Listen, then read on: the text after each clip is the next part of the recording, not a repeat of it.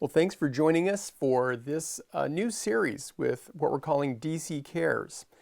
And what I want to do in this series is go over a variety of topics related to caregivers who are on the journey with a loved one who has Alzheimer's or some other kind of mentally debilitating disease. It's something that as a pastor, I see frequently, people that are on that journey. And I recognize it is a difficult journey to go through.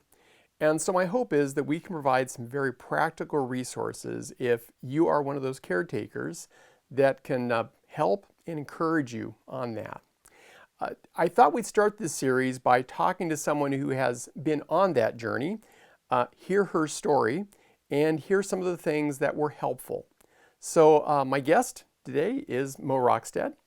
And Mo, Jim, your husband passed away how long ago now? June 13, a year ago. Okay, so just over a year ago. Mm-hmm. Well, tell me about that journey. How did it begin? When did you first begin to recognize something wasn't right? We moved to Sequim in 2018, and we moved here in April. And by August, things I could tell were not right. They had actually shown up earlier, but I thought it was just because of stress. Some of the symptoms, he would sweat a lot, and he just did things that he kind of irritated him too much. And so we got a diagnosis in August of 2018 that he had Alzheimer's. Initially, they said Alzheimer's. And then as the subsequent months went by, the doctors, as I was giving him his symptoms, which was he would see people, he would have these times when he was just so happy. And long story short, they diagnosed him with Lewy body dementia. And it's a little different type of dementia than Alzheimer's or regular dementia or Parkinson's, in that it can go really fast or it can go really slow, and it can do both sometimes, where a person goes downhill really fast. And some of his symptoms were kind of scary at the end, and you saw some of that, where he would run away from home in his pajamas and because I wouldn't do something right. He was obsessed with exercising, wanting to go to the YMCA, YMCA a couple times a day, and he would get mad at me if I wouldn't do it for him. And finally the YMCA said, well, he can't come here anymore because he was going into classes and disrupting them. And so they said, he can come if you come. Well, you see me, and then my husband was 6'4", and well-built, and you didn't tell him anything. He had a strong will.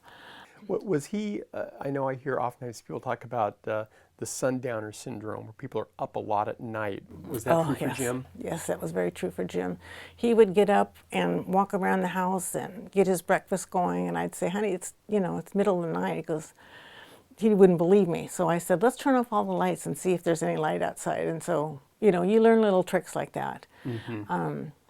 One of the first things I would recommend to anybody is that you get a diagnosis so that you know exactly what you're dealing with, because every dementia is different and they have different symptoms, and even within the diagnosis, people are different from each other, and they react differently to things. I'm glad you're saying that, because I have tended to talk about Alzheimer's, but that really is just one group, one subset. Right. And like you said, there's Parkinson's, there's what Jim was going through. What was that? Lewy body dementia. Lewy body, Alzheimer's, and several other types. Right.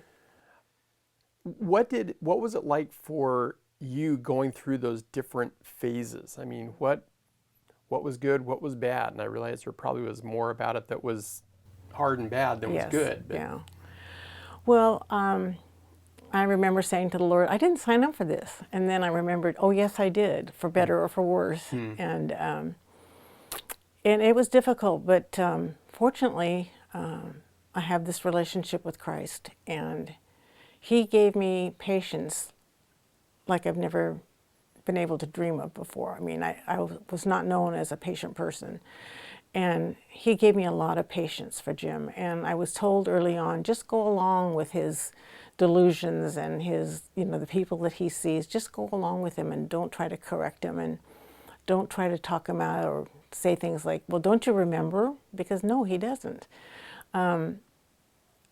I struggled a lot because I didn't know how long it was going to last. I didn't know if I could do it. I didn't know what it would be like financially if we had to get him, put him in a assisted living. But the Lord just takes you through it one step at a time. And fortunately, I was going to DCC, and as I told you about one gal who goes here, she said, you haven't been here very long, and then COVID hit. I'm just going to come alongside you. And she did. And she had the women's prayer group praying for me. They would call me. They would bring flowers. And I was so grateful for that. And I think I have seen people in these situations sometimes, and for good reasons. They want to protect their loved one. Mm-hmm. There's a certain level of maybe embarrassment or stigma they feel because their family's going through this, and mm-hmm. so they pull away sometimes from people at the very moment when they really need people. Yep. Yeah. That's true. If you could sit down with another Mo mm-hmm. who is just starting into this journey, mm-hmm. what are maybe 3 things that you would share with her that you've learned to kind of encourage and prep her for the journey? Okay. I would say, if as many people as want to get involved, let them be involved, because my kids were wonderful. They checked up on me. They came over and visited their dad, and so that's one thing. And let people help you. And it's hard. It was hard for me, but let people come alongside you and do that. And then, if possible, join a support group, which I did, and it was very helpful because these were people who had either gone through it, like me, like I am now, or just starting out. And they had a lot of practical information about where you can get help and books to read and all that kind of stuff. So do that, and then just stay involved with people, because we really need that, and take care of yourself. Yeah, I think that taking care of yourself is a big piece of that, because they may be up all through the night and have the energy for it. That doesn't mean you have the energy for it. Right. Yeah. Yeah. Well, Mo, thank you for taking just a few minutes to share about what I know was a long and a difficult journey. Yes. And I know you're around, and you've been willing to talk to people if they're on the journey. Very much so. So I would say if you're on this journey and you just need someone to talk to and someone that will understand, if you see Mo around church, be sure to stop her and talk to her. Well, I think that's going to wrap us up for this session, and I hope it's been helpful just hearing a bit of another journey.